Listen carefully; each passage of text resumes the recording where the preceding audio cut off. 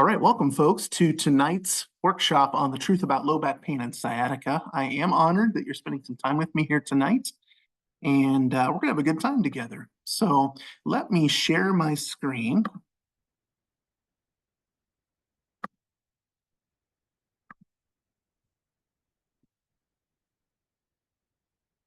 And you should see my lead slide here. It's gonna show up. There it goes. The truth about lower back pain and sciatica. So as I indicated, there will be an opportunity to interact just a little bit. If you have any questions at all at any point tonight, just hit that chat icon and you'll be able to type in a chat that only I can see. If we have quite a few people, and sometimes it's pretty interactive, it's a little bit difficult to see everyone's questions. I promise to you that I will respond to your question, if not during tonight's session, later on afterwards too. And I am going to give you my personal contact information. So if there are any things hanging out there that you maybe don't even ask tonight or don't want to put on the chat, you can reach out to me that way.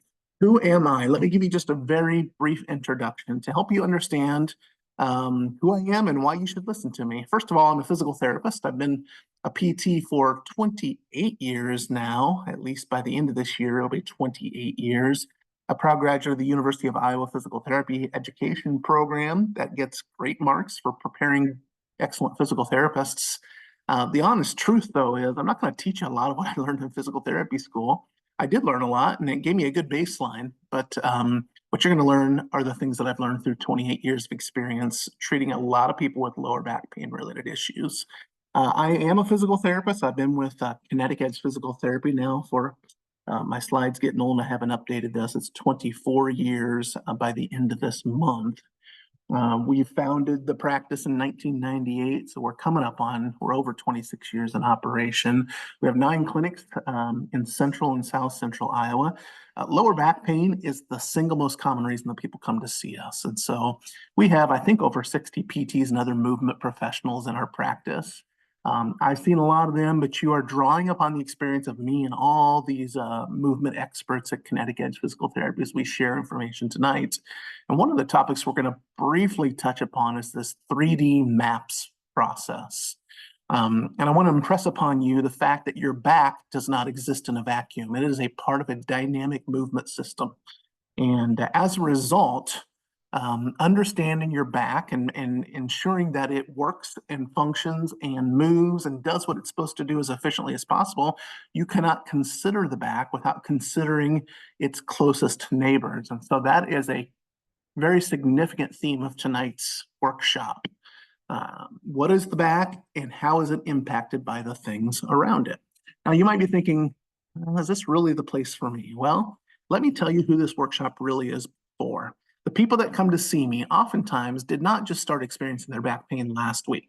Sometimes that occurs, but I get people that have been dealing with back pain for a long time and they've tried lots of different things. They spent a lot of time, energy, and money and continue to find that this thing is gradually worsening for them. And the people that come to see me oftentimes are saying, I can't do as much as I used to. I'm scared to do what I want to be able to do, and I want to be able to do more. And they're concerned that they're going to have to become more dependent upon others as time goes by. So if you're finding yourself concerned about not being able to do what you need to be able to do to care for yourself and your family, this is a great place to be. You may be asking questions like many of the clients that I've helped over the years, like, what in the world can I do to make this go away? Is there anything I can do? Am I just going to have to learn to live with this? Or maybe this big S word, do I need to have surgery? Some of you may even have already had low back pain surgery, some issues related to the lower back. If you are asking those questions, if you've had those experiences, this is a great place for you. A lot of people say, I know if I move a certain way, it's not going to be good. It's a risky position. So if you're concerned about moving the wrong way and suffering the consequences, this is an excellent place for you to be. If you've run out of options and don't know where to turn, some people recognize that if they don't feel well and don't move well, they're not going to move as often. And the things that we're talking about tonight are really good for your lower back and other parts of your body. But these things that impact our back are also things that impact our overall movement capacity. And our general health is dependent upon our quality and quantity of movement. So if your back pain is negatively influencing your movement capacity, it's likely to impact your general health, which is a major deal. And this is a great place for you to be if you want to learn more about that. One of the truths we're going to talk about is that your back is most influenced by the things closest to it, its closest neighbors. And that's true in all of life. You, for better or worse, are impacted by the people closest to you, and you impact, for better or worse, the people closest to you. And if you find that you're getting short with others because you're dealing with pain, you're not able to show kindness, love, and empathy for others because you're constantly in pain, this is an excellent place for you to be. Now, this workshop may not be for you if you're looking for a get better quick scheme. Okay, you can go online and search this stuff, and there's all kinds of promises that are made. Almost all those promises are promises made and not kept. And you're going to learn tonight about what we call cumulative trauma and mechanical issues. Most cumulative issues, they didn't come on overnight, they've come on over time. And the process that brought on these cumulative issues often needs a cumulative solution. It's not necessarily a lot of complexity required to do that. It takes some perseverance, but the process is not that difficult, but it is a process. And some people come here saying, I just want to know if I can do it one exercise or get a surgery. Well, what we're going to talk about tonight are things that you can do to take stress off of tissues. And my goal is to make you heal naturally and avoid the things that have side effects, medications, injections, and surgeries. So if you're looking forward to those kind of things, this is not the place for you to be. The reality is most of the things that we do to manage musculoskeletal issues do not get to the root of the problem. They just kind of help us temporarily mask our symptoms. Even surgery, it can deal with the consequences of a problem, but if you haven't gotten to the root of the problem, you haven't solved the issue. And so our goal is to teach you what you can do, avoiding surgery, or make sure you get a good outcome if you've already had surgery as well. Now, I want you to use that chat icon right now, and I want you to answer at least this first question, if you would, please. Tell me, is there a specific activity that you know when you do it, it's likely going to make you uncomfortable or hurt? It's going to be worse for your back. Okay, so already I see some chats coming through. If you want to, then follow that up by telling me how bad that pain is on the 0 to 10 scale. Okay, 0, of course, is no pain. 10 is get me to the emergency room right now. And then finally, how long have you been experiencing this pain? If you've been experiencing it, you don't have to give me the exact time, but has it been weeks? Has it been months? Has it been years? Those last two questions, how bad is your pain on the 1 to 10 scale and how long you've experienced it, they don't necessarily tell me if the things I'm going to teach you tonight are going to be helpful for you, but it may have some impact on how long it would take to get a solution. Things that hurt worse and have been around for longer periods of time are farther along the cumulative pathway, and so they may take just a little bit more time to get control over. But that first question, what activity bothers you, is a critical one. So let's see what some of you guys have been putting down here. All right, let's go here. Denise says walking. Okay, that's interesting. I think there's probably other people on here that would say the same. She says it's an 8 out of 10, so that's pretty significant. And even though 2 months seems like a long time, Denise, that's actually relatively short in the grand scheme of things compared to a lot of people that I see. So there's some good news and some bad news with that. 5 says Gina. Standing and walking says Kim, from a 6 to a 10, and she's been experiencing it for 6 months. Kelly says standing, and she's been experiencing it for 7 months. Aaron also said standing for long periods of time, like cooking and cleaning and working. Pain for years. The pain varies, usually mild to moderate. So yeah, getting close to the 5s or so. John says standing in the same place for a long time, 10 minutes or more, 6 on the pain scale. Gina says standing. Doug is walking. This is really interesting. Lots of walking and standing. Lavina says that. Denise says 4 fusions in the lower back. Okay, very interesting about that. Walking hurts, says Jeannie. It can get about a 10 in about 5 months. Vacuuming, says Aaron. Standing for Jeannie, 10 months for John. All right, excellent job, guys. Thank you for your feedback here. Here's an interesting slide to follow that up. It might sound a little bit odd, but if you say, yes, my pain is reproducible when I do a particular thing, That's actually in a weird way kind of good news because we know that if your pain is reproducible, if something makes it worse, then we know something also can make it better. We know it's mechanical. Your pain is, if it is reproducible with a particular activity, then it's also reducible. And I just wrote down about the 10 most common things that I hear with my clients. Number one is walking and standing, and we heard a lot of that here tonight. When you have symptoms that are more prevalent in walking and standing, you're more likely to have one particular type of lower back pain that we'll talk about later. If you have more pain with sitting, bending, and twisting, it might be a different type of lower back pain. That might indicate to me the position of aggravation would indicate to me what tissue is involved, and therefore what kind of motions might be better for it as opposed to those that might be worse for it. Okay, so we'll talk more about that in a little bit, but let's first talk about this word trauma. Okay, when you hear the word trauma, what do you think of? What comes to mind immediately with that? If you're like most people who hear the word trauma, they think really bad stuff, like a motor vehicle accident or a fractured bone or a injury that occurs from a fall from a height or something like that. Most people think of the really bad stuff when they hear the word trauma. That type of trauma is a particular type of trauma known as acute trauma. And if I graph out acute trauma, this is what it looks like. Sudden tissue damage immediately.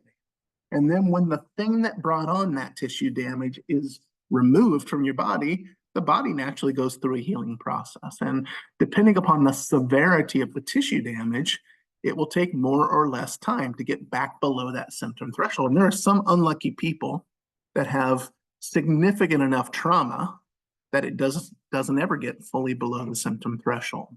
Okay, so that's acute trauma. We definitely see that in our physical therapy clinics all the time. But acute trauma is actually the less common form of trauma that we deal with in our setting. Cumulative trauma is much more common, and cumulative trauma looks significantly different. Okay, so what you're seeing here, this arrow slowly moving up and to the right, just took a few seconds to show up on your screen, but that could literally take months, if not years, to develop. And early on, when you're below the symptom threshold, at the start in this green and yellow section, things are changing. There's tissue adaptations or changes occurring that we're not even aware of because it's still below the symptom threshold. And once it crosses the symptom threshold, with cumulative issues that are the result of little stresses repeated often, not one substantial stress. Most people, once they cross the threshold, will tell me, it's not that bad. I can feel it, but it's not there all the time. It comes and it goes. I can manage. Most people don't want to be squeaky wheel, so they just kind of downplay it. But if we continue to expose our tissues to this same subtle but persistent cumulative stress, changes are likely to occur over time. And as it moves up and to the right, it becomes more substantial.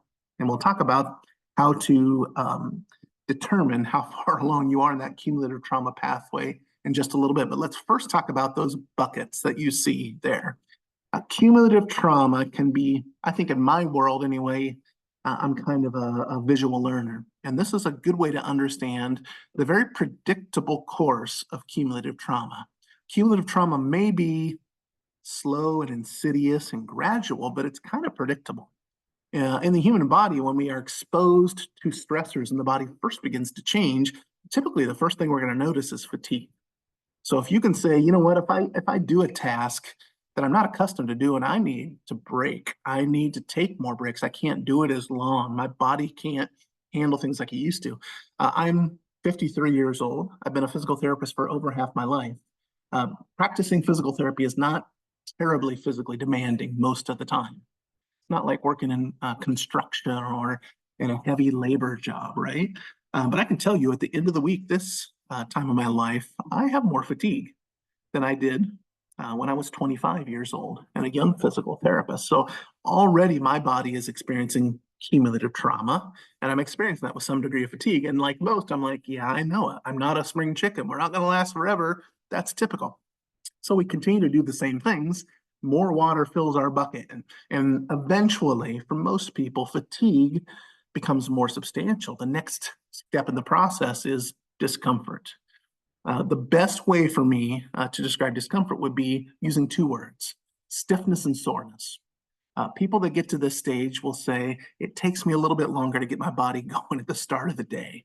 Or, if I do something different, I know I'm going to feel a little bit sore for a few days. That's just part of what happens in the human body over time. And again, most people will downplay that because it is noticeable, but still manageable. People don't like to be squeaky wheels, and so they will rationalize what they're experiencing and just try to continue to forget about it and move on. And all too often, more water fills the bucket. And eventually, for many people, the next stage, it's beyond just stiffness and soreness, it hurts. This is a severity factor. This is something that cannot be ignored. And you can see we're almost to the top of the bucket. And if we continue to ignore that or don't make any changes to that cumulative trauma pathway, eventually we're dealing with an overflow. That's true tissue injury that requires time, energy, and oftentimes money to make it better. Okay, so our goal tonight is to give you a bigger bucket or to open up that valve to let some of that water out. The goal is to get to the end of our careers, the end of our life, and to have more bucket than water. If you run out of bucket before and you get too much water, you're going to deal with more significant issues related to that. Here's another way of thinking about it. If you look in the backdrop here, I'm standing on railroad tracks, and if you look in the distance, if you look closely, there's a train coming. Now, imagine what it might have been like a few minutes ago. I'm walking on this track, and I don't even see that train, but at some point in time, I notice something. Okay, I might in the distance hear a faint whistle, or a little bit of vibration on the tracks is beginning to be felt. And then imagine that thing's getting closer and closer. It's rounding the bend. Clearly, the signs that that thing is getting closer to you, the pending doom that if you don't get off the tracks is going to happen, you're going to become increasingly aware of that. As the noise gets louder, the whistle blows heavier, the vibration gets more significant. This is cumulative trauma. We know what stage we're on by how frequent, how intense, and how long in duration those symptoms are. Okay? When we move up and to the right with cumulative trauma, we're going to have more frequent, more intense, and higher duration pain episodes. And the more pain we have, the less we move, and the less we move, the worse it is on our general health. I believe the statistic says that we spend 86% of our dollars in America are healthcare dollars, not all dollars, but healthcare dollars on 6 things. The number one single medical expense by far are musculoskeletal issues. That's back pain, shoulder pain, neck pain, knee pain, hip pain, all those musculoskeletal issues. That's easily the number one healthcare spend. And it's more than the number 2 and 3 healthcare spends combined. And that's heart disease and cancer. Okay, that's 2 and 3. And then diabetes is 4, obesity is 5, and depression is number 6. What's interesting is that 5 out of 6 of those top healthcare spends, that together those 6 equal 86% of our healthcare dollars, are impacted for better or worse by how much and how well we move. If we move more often, we move better, we'll experience less musculoskeletal pain, less heart disease, less diabetes, obesity, and depression. And the goal is with this, fewer doctor visits, less medication, fewer surgeries, better natural living. So like I said earlier, what we're talking about is good for your back, but it's good for your overall health. The unfortunate thing is when we are met with a problem, all too often a person's initial response is not productive. They want to ignore it. Okay, and that's the single biggest mistake that people make, because at the early stage, when it's a smaller issue, it's an easier problem to solve. But for some reason, human nature says we're going to ignore these little things. Now, I am sitting right here at the outside. Once upon a time, it was the outside of my house. And this house is 110 years old. I clearly have not been here throughout the length of this house. We moved in 10 years ago when it was 100 years old. And we had our insurance adjuster come to take a look at it. And they said, yep, we will insure that home except for that roof. Those shingles are old. You got multiple layers. You need to get that replaced. And then we'll put that on your plan too. And I looked at this house. It's a big old house. And I said, that's not going to be cheap. And I just bought this thing. And I went and looked at my ceiling in my home. And I said, you know what? It may be a problem, but it's not showing any issues right now. So I ignored it. Now, I'm not going to make up a story. Eventually, I got it replaced and there were no big issues, but I was gambling. I was playing a risky game. I was ignoring very apparent problem. And if I ignored it too long, I was running the risk that a more significant issue was going to occur. And of course, that would have been even more costly. So I'm thankful that I got it fixed in time, but I did what most people do. We ignore smaller issues, things that don't seem to be so problematic, right? Now, you're no longer in this category because you're here tonight. You are not ignoring your low back pain. Unfortunately, the second step for most people is to do things that alter it. And that's not even typically your fault. The most common medical responses to musculoskeletal issues, which are medications, injections, and surgeries, none of them get to the root of the problem. Those always alter or mask the problem, but do not get to the root of the problem. So my challenge for you tonight is to stop ignoring it.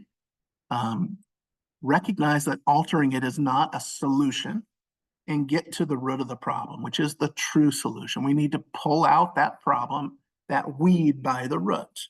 Okay. So tonight you're hearing what I'm having to say. I think you're going to probably hear some really common sense things that make you nod your head. But I'm going to tell you that understanding and hearing it does nothing for you. There is, as a gift for you, give me your time, and I'm going to give you another opportunity tonight, a free gift to you. We'll talk about that later because we understand that knowledge isn't powerful, application is. So stay tuned for that. Meanwhile, before we talk about the most common types of lower back pain, I want you to understand this key point. We like to think about our musculoskeletal issues as medical problems. And that kind of makes sense, right? We've been trained in Western world to see aches and pains as that's a medical problem. Go see a doctor, right? The number two reason that people see their medical doctor are musculoskeletal complaints. Do you know that most of your family physicians have not even had a class on musculoskeletal issues? So that's why we often get ineffective treatments for it. We treat it medically, okay? But really it's a mechanical issue. Well, what do I mean by that? Well, let me give you an analogy. Let's say it's a beautiful June day, this past Sunday, and you had your favorite car, a convertible, and it was such a beautiful day, you were gonna go out and take that convertible for a spin on the open road. And as you drove along, enjoying the wind through your hair, suddenly a light came on in your dash. What do you do about that? Well, if you're like me, you're probably thinking, that darn light, it's always coming on. It's not reliable. I don't see any other issues. It's not that big of a deal. I'll bring it in this week and have them take a look, and they're going to tell me it's a faulty sensor, right? That's what most people do. That's what I do. I'll admit it. But let's say we go another few miles and suddenly that light is on, but now we hear a rattle in the engine and we're smelling something burning a little bit. Some smoke might be coming up underneath the hood. Now I'm smart enough that I'm going to pull that car along the road as quickly as possible. What if I did this? I pop the hood, right? Got to figure out what's going on there. But I also pop the trunk. And the first thing I do when I walk out the car is I go to the back. Because I know in my trunk I've got this really thick blanket that I can bring to the front. I'm going to throw that big old cushiony blanket on top of the engine compartment. Then I'm going to slam that hood back down. Okay. And then I go back into my car and open up the glove box because I know I got some duct tape and I can take that duct tape and cover up that light on my dashboard. So now I'm not going to hear the problem, not going to smell the problem, not going to see a problem. That light's not there. I've solved it, right? No, of course not. This is a mechanical issue with the car. The signs and symptoms that you're recognizing tell you got to get that thing to mechanic. There's a mechanical intervention that needs to take place. And in Western medicine, all too often we take these mechanical issues, these movement issues, and we treat it like it's a medical issue. You cannot treat a biomechanical problem with a biochemistry treatment. Don't lift up your shirt by the back and say, oh, look at that. My ibuprofen meter is low. I just need to pop a few ibuprofens and I will get back in order and I'll be just fine. That's not it. It's a movement-based issue that needs a movement-based solution. The question behind the question, why am I hurting, is dependent upon understanding how that back interacts with the dynamic system of movement occurring around it. And it also understands that your back exists like all other parts of your body between gravity and the ground. And we need to make sure that we are asking the back to do what the back was designed to do. And if we are stressing a tissue outside of its design specifications, we won't notice that immediately if it's a subtle increase above that which it was designed to experience. But with enough repetition, Cumulative mechanical issues have a predictable change over time that leads to more frequent, more intense, higher duration signs and symptoms. Sounds familiar, right? Now, if we are faced with the fact that we've got an inflamed joint, right? If you're told, yeah, you've got some inflammation going on there, most people will naturally say in the Western world, well, I know what I can do with an inflammatory issue. I can take an anti-inflammatory, right? That's what we're conditioned to say. I'm not going to get deep in the weeds on this either, but I want you to understand that inflammation is a natural part of the healing process when an injury occurs. Look at phase two. Phase two, which starts about day 3 after an injury and goes to about the end of week 3, is called the inflammation phase. And this is when the body is preparing for the development of blood vessels that, when they proliferate and eventually mature, can bring all the nutrients to that tissue that it needs. So I want you to hear this loud and clear. Inflammation is a natural, normal, necessary response to help tissues heal. And we want to facilitate that process because ultimately we want the healing to mature so that we have nutrients that the blood flow can carry to that tissues, feeding that tissue for long-term health. So don't hear what I'm not saying. I'm not saying you should never, ever take an anti-inflammatory. But what I am saying is we default to that way too quickly. And sometimes we got to let the body go through that healing process and then ask the question behind the question, why did it get irritated in the first place? Is there a way that I can take stress off that tissue? Mechanical issues are a reality. Now, they're not the total answer. We're going to talk about another really critical concept towards the end as well, but they are a significant issue in most of these musculoskeletal issues. Let me tell you about my friend Andrew. This is a real guy. Andrew lives in Traverse City, Michigan. You can look him up, Superior Physical Therapy. He's a little bit younger than I am, but he's owned his practice there in Traverse City for between 15 and 20 years.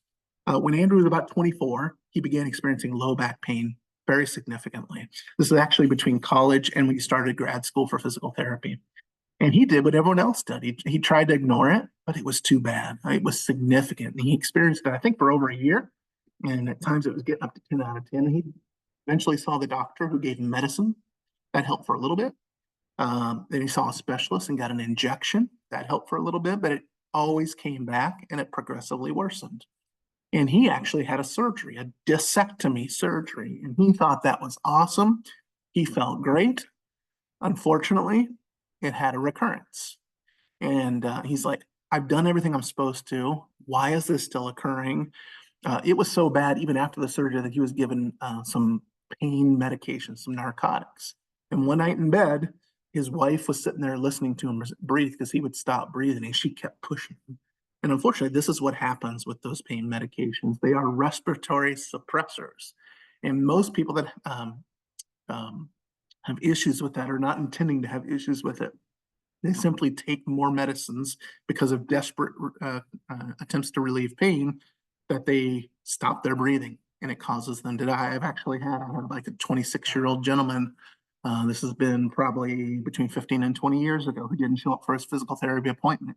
And unfortunately, they found him dead from an accidental overdose of a prescribed pain medication dealing with a back pain issue.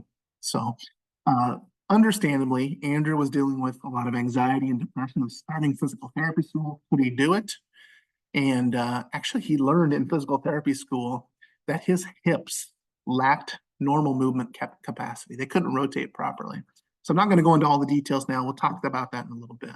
But it wasn't until he fixed that movement issue. His hips were not doing what they were designed to do. And that caused movement compensations at neighboring joints, and his low back pain was the result of the back being asked to do what it was not designed to do for too long, which led to mechanical breakdown of that tissue. And once he fixed his hips and got his hips moving the way they should, he took stress off the back, and now he manages his back really well. I've seen a couple of chats coming through here, so there we go. I'll have to leave, sorry. Okay, Doug, hey, great. Good, all right. Now, when you look at your back, it's not unlike any other part of your body. It moves three-dimensionally. But each body part, which is made to move three-dimensionally, has preferential movement patterns, okay? So if you look, the sagittal plane at the bottom there, that's flexion and extension. Your low back has a lot of flexion and extension, a total of 70 degrees, about 40 degrees into flexion, about 30 degrees into extension. At least that's what it was designed to do. If because of cumulative issues, you've gotten stiffer and stiffer, you may not be moving that well. That's a possibility. The frontal plane, which is side bending left and right, we've got about 20 degrees in each direction. That's about 40 degrees. The lumbar spine can rotate some, but not much. And so here's the deal. Every time Andrew took a step and strided forward with the other foot, there's a lot of rotation over that hip. Well, he lacked internal rotation. So instead of rotating his hip, he compensated the spine, and he was forcing his back to rotate outside of its design specifications, which led to stresses on the lower back, the discs of his lower back, that eventually caused that to experience a mechanical breakdown. And of course, the surgery can temporarily take some of that damage away, but until he took the movement stress off that tissue, which required him to look at the hips, he was just altering the symptom. Okay, he didn't ask the question behind the question until he got to PT school. All right, so we're going to talk about the three most common types of low back pain, but I first want to talk about sciatica because we've all heard about this, and most people think if they get some pain into the back of their leg, they have sciatica. Okay, maybe, but maybe not. Now, your sciatic nerve is the most significant nerve in the human body. It's the biggest nerve. It's made from nerve roots that come from L4 and 5, and the first three sacral nerve roots at the very low part of your back. It gives branches to different muscles, and it receives information from those muscles too. So it receives information that goes up to the brain. The brain senses the sensory information and makes sense of that. And then the brain tells those muscles to work. And that's usually involuntarily that is done. And that's the motor part of that nerve. Now, this next one's really, really interesting. There was a study done, I believe, in the 1950s, but I can't recall. And you wouldn't want to have been a part of a subject study, because what they did is they put people on a surgical table. They numbed them locally at the low back so that they could make a small cut and introduce a probe into the lower back. And what they wanted to understand is if I poke on certain areas, what kind of symptoms does this create down the leg? And what they found is you can poke on a lot of different things, facet joints and connective tissues and muscles and tendons. And a lot of those things, when mechanically pressured, would experience symptoms going into the buttock and even the upper leg. But the only time those symptoms went down past the knee into the lower leg is if the nerve itself was mechanically impinged. Okay, so sciatica in reality requires symptoms past the knee. If you have symptoms into your buttock or in the upper leg, it is very likely just to be a referred pain issue from something other than a nerve. The other thing to understand is the sciatica that occurs that goes all the way down the leg, past the knee to the calf and into the foot at times, can be caused by pressure on the nerve where it exits the spine, but it can also be caused by pressure elsewhere. There's something known as central compression and peripheral compression. So some people have sciatic symptoms from pressure in a muscle in the back of their hip called piriformis. Okay, that's not even really a back issue. That's a hip issue. Okay, now let's talk very briefly about the three most common types of lower back pain. And let's understand, first of all, when I talk about type, I'm not at all talking about the cause. Ooh, sneeze almost came there. Maybe it'll come in a little bit. I'm just kind of giving you a description when I talk about this type of lower back pain. It's a diagnosis, but it's not talking about the cause. The same cause, mechanical cause, can create a herniated disc in some people, stenosis on other people, sacroiliac issues in another person. And we'll talk about causes later, okay? But let's first talk about herniated discs, okay? There's probably a lot of people here that have been told they have a herniated disc, but a true disc herniation is a younger person's problem. It's usually those who are 35 years of age or younger. Again, I'm not going to go into details, and I'm being not a lot of details, and I'm being a little bit simplistic, but this disc, the normal disc here, you can see the outer fibrous rings, the inner part's called the nucleus pulposus. In younger people, that nucleus is much more mobile. It has a lot more fluid. And when we move and we put pressure, when we flex, it puts pressure on the front, and that moves that disc material backward. Over time, that can cause damage to those outer rings. Almost always it's back into the right or back into the the left. It's usually not back center because we've got a thick ligament on the backside there. And unfortunately, when that thing starts to herniate, then it can impinge upon the nerve root that exits right in that tunnel next to that spot. So these people are usually younger people. They'll say they get numbness and tingling and pain all the way down the leg, usually past the knee into the foot. Numbness, tingling, pain usually worsens with forward bending, coughing, laughing, sneezing, those kind of things that put sudden pressure on that thing and might cause that thing to temporarily bulge a little bit more. All that stuff is horrible in terms of comfort, but it's not dangerous. Okay, if you just get symptoms, that's really uncomfortable, but it's not dangerous at all. If you start to have motor changes where your foot is dropping or you can't control your bowel and bladder, that's serious. You need attention. That likely will need a surgery. But almost always, it's just a sensory issue. It's not a motor related issue. Between L4 and L5, there are 5 lumbar segments. The fourth and fifth are the lowest two. That's the most common spot where we have these issues. 75% of the disc issues occur at L4-5. Can you heal it? Well, actually, only 50% get better long-term with surgery, and conservative care in most cases within 6 months helps people 85% of the time. It just takes time, unfortunately. But ultimately, if you can give it time, it usually does very well. Okay, so there's your hope for the day. What about the SI joint? Okay, this is a backside look at the skeleton. And right above here is the lumbar spine that hits into the sacrum. The sacrum meets with your pelvis, and the pelvis has 2 wings. You have an ilium on the right and an ilium on the left. And you can see from this back, you have a really big joint between the sacrum and the iliac. That's the sacroiliac joint. We have one on the right and on the left. You don't see it on this illustration, but there's lots of connective tissues that stabilize that area. That needs to be pretty stable, right? It needs to be stable because all of our upper body weight travels down through the sacroiliac spine. And every time our foot hits the ground, that force travels up the leg through the sacroiliac spine as well. The hips are what allow us to rotate, to take strides, and that pelvis is adapting a little bit. There's a little movement at that sacroiliac joint. That's normal. But unfortunately, in some people, it's dysfunctional where there's stress and strain on that area. It might be just slightly hypermobile. Most people will say it's one side or the other, and it's deep, kind of where the dimple is in your lower back. Changing positions, whether you're turning in bed or going sit to stand or stand to sit.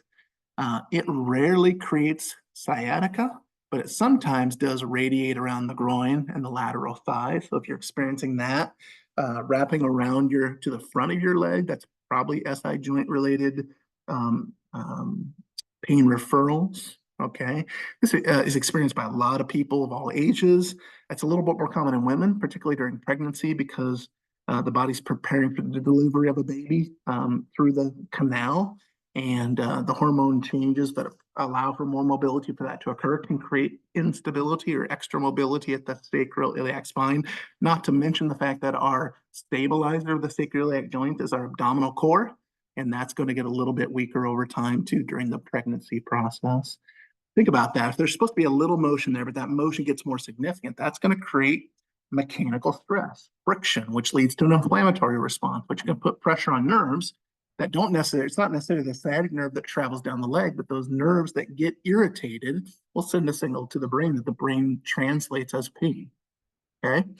But the question behind the question is, why is that occurring? Is there a way to take that motion stress away? Can I get that back to neutral? Can I take mechanical stress off that area? And the answer to that almost always is yes. Aaron asked the question, do these issues correlate with restless leg syndrome? It's a really good question, Aaron. I would say the answer to that is we don't know. We don't really understand restless leg syndrome particularly well. And I think most people would say it might not make it better, but it's probably not the core issue related to restless leg syndrome. There's probably some chemical issues going on with that cause us to have that symptom. So Kim says I have symptoms of each of the 3 causes. That's very possible because these are cumulative issues. And when we compensate for one thing, it sometimes leads to stress in another thing and can create multiple areas and multiple issues. That's very possible. The most common type of back pain easily is called stenosis, or more commonly, it's arthritis. disc degeneration, bone spurring, all that stuff. If you've had an x-ray in your spine and you're older than 35 years of age, you're going to find some of this. It is really normal. You don't need an expensive test to understand whether you have arthritis going on. This is 97% accurate. Are you older than 50? Do you have more pain when you're on your feet walking and standing? I heard a lot of you say that. And can you at least temporarily reduce the pain by sitting? Okay. If you say yes to all three of those, it's really likely you have arthritic related issues. And the arthritis is literally inflammation of a joint, right? And again, we hear the word inflammation. Oh, I better take an anti-inflammatory. While that might temporarily make us feel better, the question behind the question is arthritis is often a mechanical issue, at least as a mechanical contribution to it. Question behind the question is, what can I do to reduce the mechanical stress? And recognize that inflammation is normal and part of that healing process. We don't necessarily want to stunt that. This is a little bit dramatic. This is an artist's rendering illustration of a typical arthritis process. We can see changes occurring to the border of your vertebra. They wouldn't be red in real life, but it shows up better when you're drawing a picture on there. It starts to create little bumps on there that are the bone spurs or osteophytes. You're seeing a reduction in disc height, particularly the back of that section there. And that thing can start to degenerate and push out. And guess what's going to happen? It's going to push out right where that nerve is exiting and can put pressure. When the disc loses height, everything compresses more. And when that nerve, which is a soft tissue, gets mechanical stress, it also might swell up. And if the a hole through which it's passing doesn't move to give it more space, there over time it's more easily irritated. But again, the question behind the question is, what can I do to take the mechanical stress off that area? And then you have to understand that these arthritic changes are as normal as wrinkles on your skin. Okay. Also, one of the only good things about COVID is that we understood what asymptomatic means, right? Asymptomatic means you have no symptoms. So these are imaging findings amongst people at different age categories, the different decades of life that have no back pain. And look at this. As you get older and older, it's really common to have more disc degeneration, disc bulging, changes to the annular fibers on the outside of that disc. But again, all of these people are asymptomatic. So the point is this: the presence of a pathology does not necessarily equate to pain. They're not the same thing, okay? And there are more people walking around with pathologies that they don't know about. What happens is when we start to experience pain, we want to figure it out. And oftentimes we get referred for a diagnostic test. And that diagnostic test reveals something that doesn't look great. And we make the connection that, oh, I'm hurting and I see this, that must be it. But if you had taken a picture a week before you experienced your pain, it would have looked much the same. So we do not treat pathologies in most cases. We have to understand that the pain in most cases has a significant mechanical origin.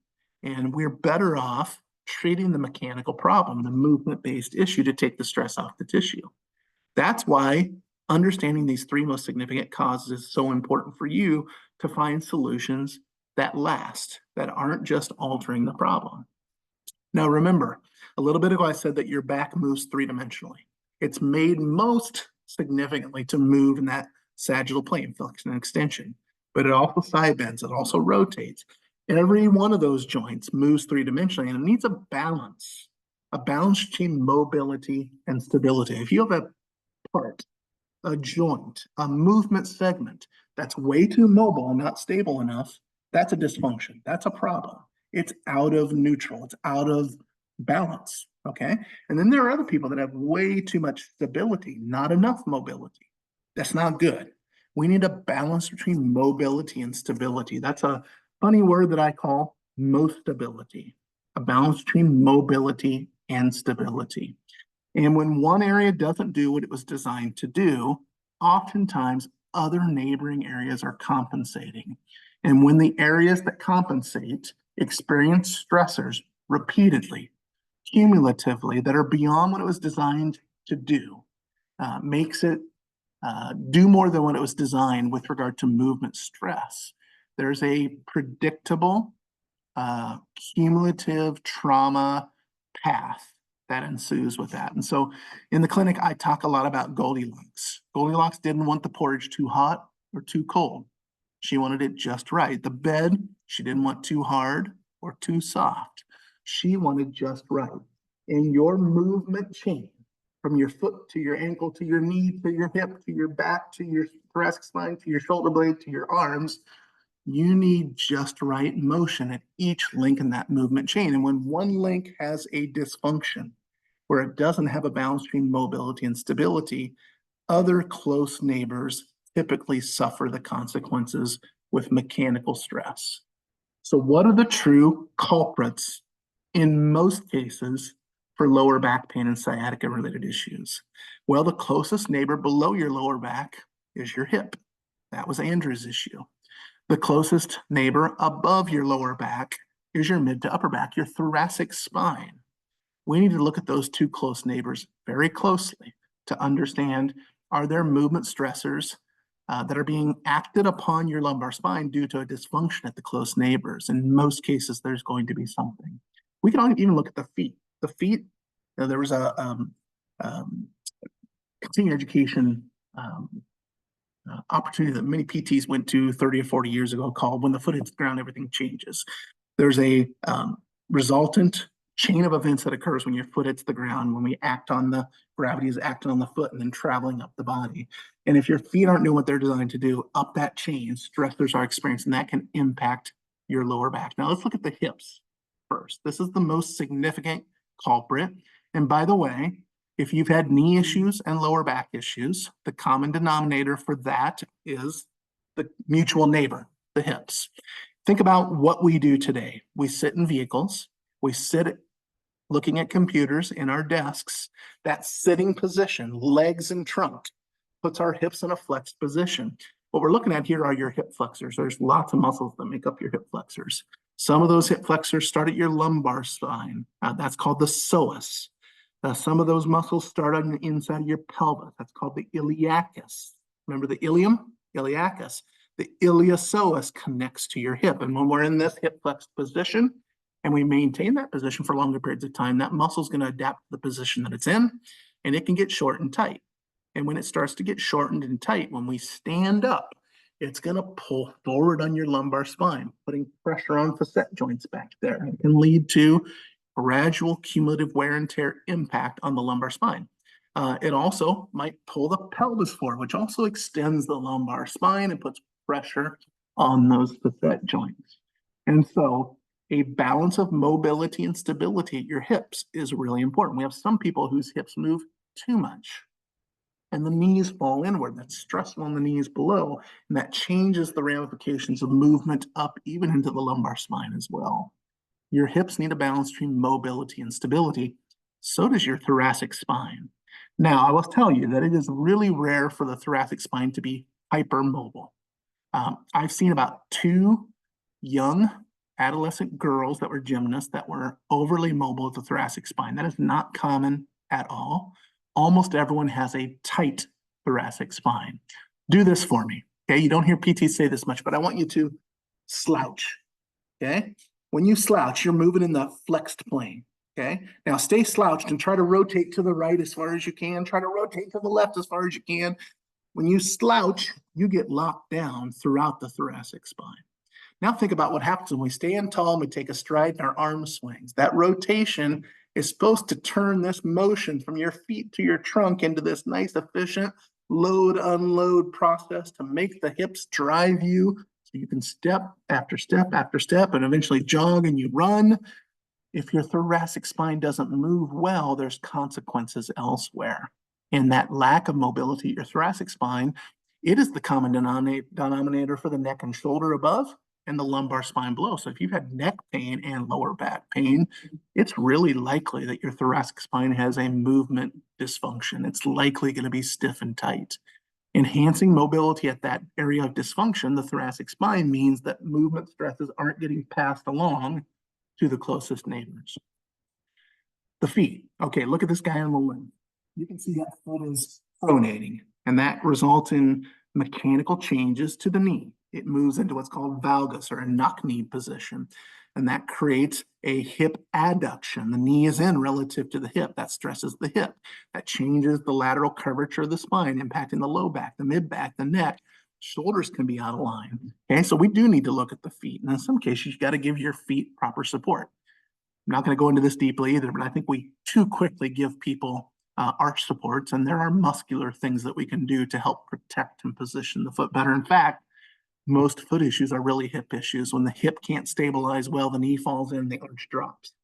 So the ankle and foot issue, if it's pronated, is often a secondary issue to something higher up the chain at the hip itself. So we're back to that primary culprit of the hip. Okay. The bottom line is this, folks. If you've dealt with lower back pain and you've talked to professionals, and those professionals have given you medications, injections, surgeries, maybe they did an ultrasound or electrical stimulation to the back to try to make it feel better, which, by the way, it's okay, right? We want to feel better, but this is an issue that is related to movement, and you have to take movement stress off the low back. And so if you've had these issues and the person that you've invested with hasn't looked at how your hips move, how your thoracic spine moves, how your feet move to ensure that you have a balance of mobility and stability, most stability at those areas, would probably have a movement-based issue. And that's, you probably have a back that's experiencing stressors cumulatively beyond what it was designed to handle. And it's not going to get better until you take that stress off, which won't happen until you get the other areas of dysfunction doing what they were designed to do instead. So it's not going to be surprising for you to hear this point. If you really want to get to the root of the issue, you've got to get to the root cause. That's the only way to truly manage pain long term. Okay. The most common treatments are not getting to the root of the problem. They mask the problem. They're not effective long term. They're just symptom managers. Successful treatment is individualized. It said, I need to see how your body moves and see where your dysfunctions exist, because I know wherever there's dysfunction, there's some compensation happening somewhere. Until we fix that dysfunction, we can't take the compensation away. All right? We have to look at the whole body because it's a movement system, a dynamic movement system. I can't treat your back in a box. It's okay to do electrical stimulation and ultrasound and some manual treatments directly to that thing, but it has to get beyond that because it's a movement system. We have to look at how that body moves in real life situations between gravity and the ground when your foot's on the ground. And what you're going to learn is both educational and empowering. You need to do the right thing at the right time to get the right response. And here's the deal. If you provide the proper environment for your body, it is made to get better. Remember that acute trauma thing? Initial stress made it change, but when we take that stress away, it goes through a healing process. We are created to heal. Now, we're not made to last forever, but if we continue to stress tissues, this problem is going to mechanically, cumulatively get worse. And it's okay to do hands-on stuff, but that hands-on stuff needs to facilitate real-world movements when your foot's on the ground. Those hands-on activities need to be combined with real movements, real exercises. And remember that cumulative stress. Well, when you get just above that symptom threshold, and you find a way to take stress off that tissue by treating the root cause, the movement dysfunction, it's going to get you below that symptom threshold. But here's another thing I want you to know. If you did effective treatment and found a good solution and you're doing well, and then you took another MRI, it wouldn't look that much different. Those are wrinkles on your skin. But if you take the mechanical stress off the tissue, you feel better. Now, we talked about a lot of stuff, and I think usually it's pretty common sense, and people say that makes total sense. I wish I'd heard that before. But we haven't solved all the world's problems. First of all, our memories are limited. You are not going to remember all this stuff. I've been doing this forever, and I still need slides to remind me on some of these things. Bigger problem is you don't know what your issue is yet, right? We've talked about the common culprits, but we, in this format, cannot figure out your issue. And as I said at the very start, we like to say that knowledge is power, but it's not. Knowing something doesn't do us any good unless we can put it into practice. And so what I would like to offer to you is a natural lower back pain relief consultation. And in 20 minutes, that's all it takes, with a little conversation and a little screen, you will understand very quickly what type of back pain you're having, most likely. You will understand what the true root causes are. And here's another hint. Most people have more than one root cause. There's probably a big rock, but there's some other rocks that need to be dealt with too. And then that movement expert who works with you, meets with you, screens you, will tell you, okay, here's what a process for making that better looks like. And we want you to leave that session saying, okay, I have some confidence. I feel like we've got direction and hope. What you do beyond that's totally up to you. It is not a hard sell in any way, shape, or form. We just want to give you some options. And I would say 20 years ago, when I was a young physical therapist, I was pretty timid.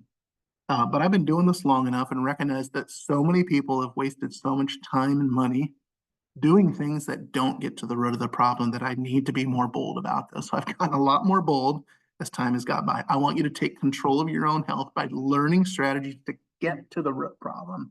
That's the only way to give you solutions that last. Now, I don't want you to hear what I'm not saying.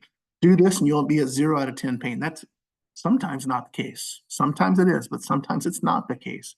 But if we've got a mechanical issue at play and we can find a way to take mechanical stress off the tissue, I can guarantee you that your pain frequency, intensity, and duration will go down and you will manage it better. If you're one of the people saying my pain gets to a 7 or 8 out of 10, what if you could do twice as much and your worst pain was a 3 out of a 10?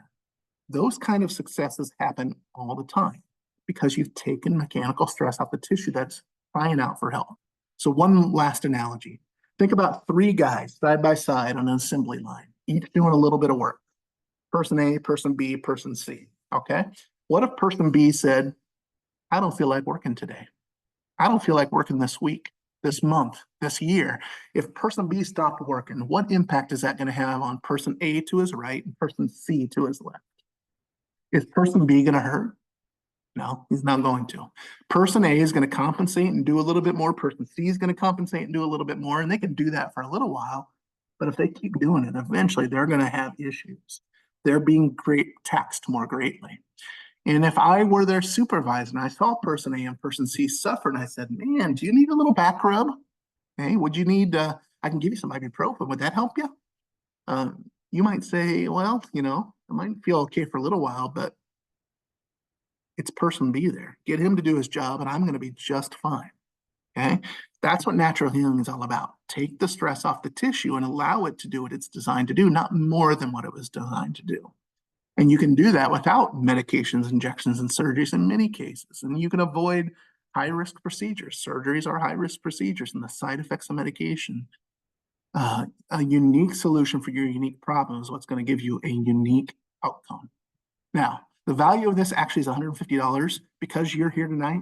We're not going to charge you anything for that. I can't give you a money back guarantee, but if you do it and say, that was a waste of my time, tell me. We'll give $150 to the charity of your choice. We love to do that, but no one's ever said that to us because it is not a waste of time. It's highly valuable. And you do whatever you want with it, but at the very least, you'll have a little consultation summary that says, here's the issue, here's what the process would look like, and that's yours to take with you. So at the last here, I'm just going to say, if you want to do this, the easiest thing to do is to say, hit that chat button right now and say, I'd like to get in. And you need to say, yes, I'm in. And then you just need to tell me what clinic is closest to you. Ames, Des Moines, Newton, Colfax, Pella, Oskaloosa, Albia, or Centerville. We've got 9 locations. 2 of them are in Ames. So in 20 short minutes, you can have a brief discussion and a quick screen and get really good answers. So if you want to do that, click on that chat button right now. I got a couple people coming in right here. Jeannie, are you a yes then? If so, tell me where you want to be seen in any one of those clinic locations. That would be excellent. Aaron says Brown Shoe Floor has a free foot scanner to help figure out what type of arch support your feet need. Okay, that's a good point, Aaron. I get lots of questions about footwear. And here's what I say. There are some people that definitely need unique footwear. My goal, though, is to help people understand what they can do to help their foot behave well, no matter what shoe you're wearing. So, but you're right. Sometimes people do need extra protection. Sometimes people need a little bit more arch or a little bit less arch, a little wider toe box. All those kind of things can be helpful as you're getting to the root of the problem. Lavina says yes in Pella. Jeannie says yes in Des Moines. Gina says in Colfax. All right. I know, Jeannie, you're going to see Ryan because Ryan's our guy there. John says Pella. We'll call you, John. And you guys have signed up. You've registered. I think you gave us contact information, so you don't have to give that here.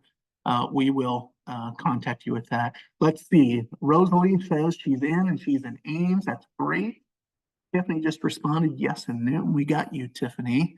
Let's see. Tom is in Des Moines. Okay, good. Yep, Ryan, Jeannie, Ryan in Colfax. That's his name. Does an awesome job. Excellent guy. Let's see here. We got Tammy is going to be seen in Albia. You're going to see me, Tammy. I'm in Albia there. We got Rosalind. I think that's Rosalind in Centerville. That's awesome. We will get you called, Rosalind. Let's see, John B. John B. You're in Oskaloosa. We will get you called, John B. Okay, keep signing up. That's fine. We'll get this. We get a screen grab that'll grab all these things. So keep signing up. I said that I give you my contact information. So that number there gets directly here. That's my email address. If you do have further questions that didn't get answered tonight, any of those emails that you've gotten since registering, you can respond to that too. That will get to me. Our marketing team will send it to me. So that's good. Let's see, Aaron, PT. Are you at our Connecticut Edge facility, Aaron? Okay, very good. So you can tell them about those issues. They've probably taken a pretty global look at you already. Lisa and Tessa, awesome. Great. PT and OT, you're right about that, Aaron. Let's see, where was I at? Oh, you're going to get another email either tonight or tomorrow. Like I said, it's going to have a link to this. Pella says Balana. Very good. Thanks, Balana. You're going to get a link to this video. Can you do me a favor? If you know people that have low back pain, send it to them and tell them to watch it too. We will honor them if they want to do a free screen as well. People need solutions. We're happy to provide that if we can make it work on our schedule. Let's see. There will be a link to sign up for a free screen, but if you've already said yes to it on here, you do not need to respond to that. I think that's it. So great, guys. Let's see. It's 9 o'clock now. It took me a little longer than I thought. Thank you for your time. I appreciate it. It's valuable, and I know you've given me some of that precious time, so I'm honored by that. And I mean, if you have questions, reach out by phone, text, that email, respond to the emails you've been given. Even if you don't do anything about this now, if you have questions later, we want to be your musculoskeletal reference, your expert. So we're happy to answer questions in any way we can help you. Gina, thank you too. Appreciate all of you, and have a great night. Take care. Have a great summer.